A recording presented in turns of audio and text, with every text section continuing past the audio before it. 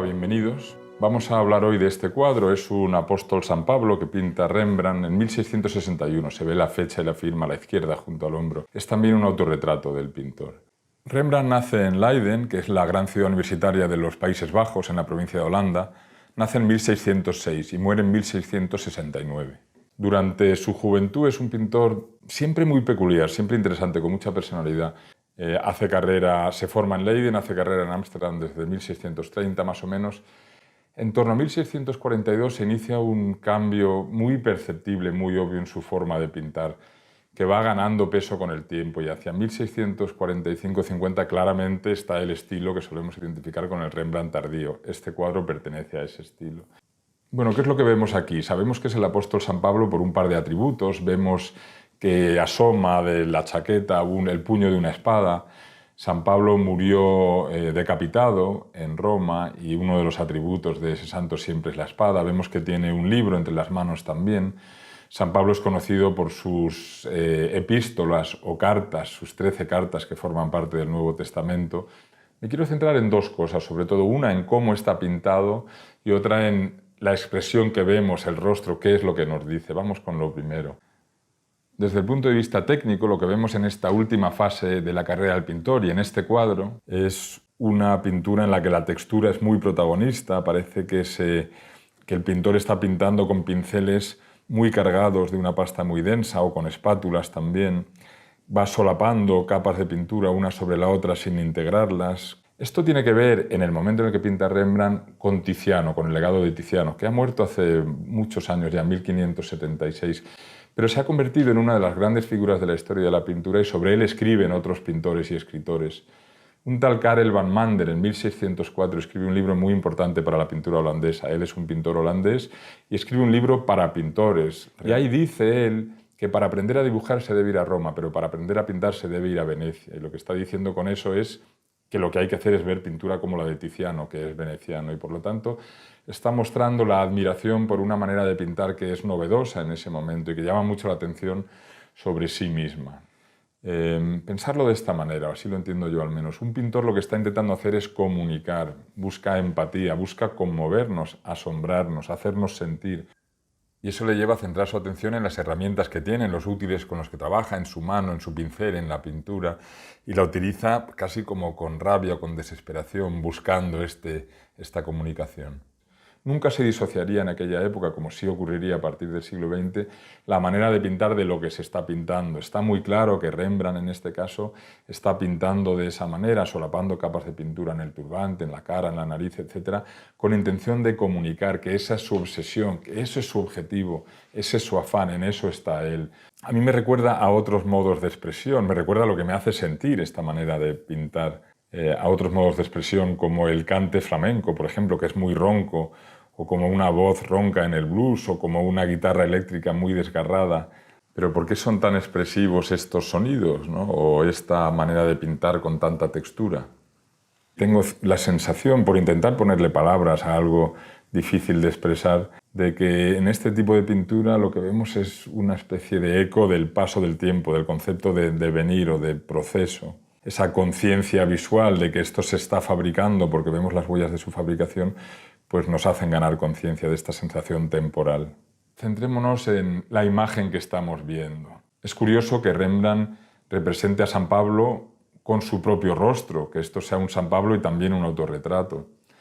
Rembrandt hizo muchos autorretratos, unos 40 pintados y unos 60 más entre grabados y dibujados. Los hizo desde fecha temprana, los hizo hasta muy cerca del final de su vida. Os enseño algunos de ellos. Muchos de ellos los pinta por una razón muy sencilla. Si un pintor está pintando ante un lienzo, mirándolo como estoy haciendo yo ahora, y gira la cabeza hacia la izquierda y mira su imagen en un espejo, tiene el modelo más útil, más flexible, más barato que puede tener. Y Rembrandt, de hecho, a menudo sabemos que está haciendo eso, y lo que está haciendo es estudiando expresiones, aprendiendo a pintar un tipo de rostro, movimiento de las cejas, de los ojos, de la boca, que sea expresivo para después poder utilizar ese conocimiento en el resto de su pintura. Es lógico pensar de un artista que hace más de 100 autorretratos en por qué los hace, ¿no? Y se puede pensar que estaba obsesionado consigo mismo o que tenía cierto narcisismo. Yo creo que en el caso de Rembrandt hay algunos autorretratos en los que claramente la función es fundamentalmente práctica, está aprendiendo a hacer cosas y él es el modelo más conveniente, pero hay otros en los que es muy difícil no leer algo más, no pensar que está expresando algo él al utilizarse a sí mismo como modelo, al presentarse de cierta forma.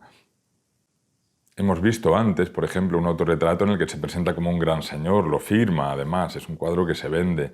Yo creo que eso pasa en el caso de este cuadro también, que viendo la expresión del rostro es inevitable, al menos para mí, intentar pensar en que esto no es solo una cuestión práctica el utilizarse a sí mismo, sino que el rostro del pintor, la expresión que ha utilizado, merece que intentemos interpretarla.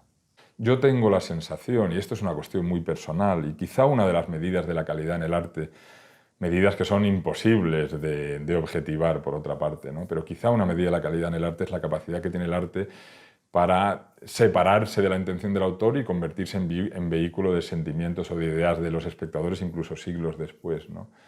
Bueno, yo cuando miro este retrato tengo la sensación de que lo que estoy viendo en un pintor que a menudo pinta sensación de sabiduría, que pinta muchas figuras pensantes, que también pinta muchas figuras burlonas y jocosas a lo largo de su vida, pues tengo la sensación de que aquí ha hecho un poco de las dos cosas. Y tengo yo la sensación, que puede que tenga que ver con mi propia biografía o con dónde yo estoy en mi vida, de que este personaje aparentemente sabio, que identificamos con un santo porque tiene los símbolos, la espada y el libro, pues nos está mirando en cierto modo como diciéndonos que no es capaz de entender las cosas, ¿no? Y que la idea de quizá de darle sentido a la vida, pues quizá eso sea un imposible. Eso lo pienso yo, como os digo, porque son cuestiones que a mí me interesan y que tienen que ver con cuestiones que intento hacer yo, pero esto puede convertirse en vehículo de cualquier cosa para cualquiera de vosotros. Pero sí me parece interesante si este es San Pablo y si San Pablo es una figura que no es capaz de comprender, pues ese no ser capaz de comprender es más enfático, es más importante, porque San Pablo es santo y sabio, ¿no? Y que en ese sentido esta doble personalidad de la figura que vemos pintada, por un lado personaje histórico, San Pablo, por otro lado autorretrato Rembrandt, pues sí que refuerza esta sensación que transmite el cuadro de que es un cuadro de una persona madura que ha intentado a lo largo de la vida comprender y que al final acepta la imposibilidad de ese proyecto. Os he comentado que esta es una interpretación muy personal, pero quiero matizar que es informada también, ¿no? La vida de Rembrandt es muy azarosa, muy variada, tiene mucho éxito temprano, después vive una situación de dificultad con una bancarrota, tiene dificultades con la ley. Su última mujer, Hendrik Stoffels, y su hijo Titus se alían y crean una sociedad para apoyarle económicamente en ese momento. Él va perdiendo protagonismo en la escena artística de Ámsterdam. Algunos de sus primeros alumnos se convierten en estrellas, digamos, del mundo de las artes más importantes que él. Por otro lado, no cae en el olvido del todo, como se dijo en el siglo XIX a menudo. Sabemos que recibe encargos al final de su vida tanto de Génova como de Sicilia y que algunos viajantes ilustres que llegan a la ciudad de Ámsterdam quieren conocer a Rembrandt, ¿no? Había hecho fama sobre todo gracias a sus grabados. Y sabemos también que al final Titus y Hendrik, los dos mueren antes que él. Pues bueno, es natural hasta cierto punto encontrar esta mirada de resignación en una persona que ha vivido todos esos avatares y una vida tan cambiante, ¿no? También quiero comentar que el cuadro estuvo en la exposición de Miradas Afines que se hizo en el Prado el verano pasado y que ahí estableció una relación bastante próxima con él. Son 3 meses en los que uno pasa mucho tiempo viendo los cuadros y esto no quiere decir que yo conozca la intención del artista por pasar mucho tiempo delante del cuadro viéndolo, pero sí quiere decir que las ideas que a mí se me ocurren en esa conversación con el cuadro, bueno, pues han aguantado en el tiempo y tienen cierta madurez, ¿no? Insisto que no son prueba de nada, pero sí que me permiten a mí con cierta comodidad compartirlas con vosotros. Y lo dejamos ahí y nos vemos en otro vídeo.